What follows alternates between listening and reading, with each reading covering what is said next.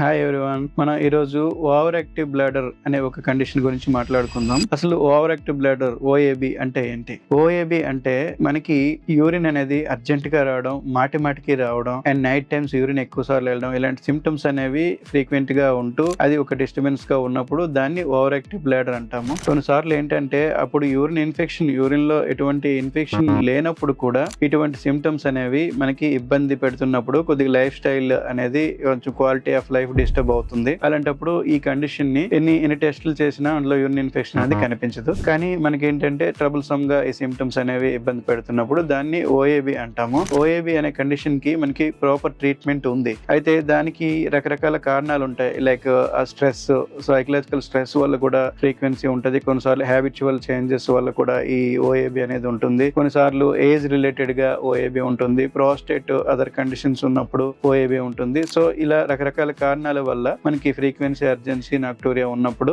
దాన్ని over active bladder అని అంటాం. Thank you.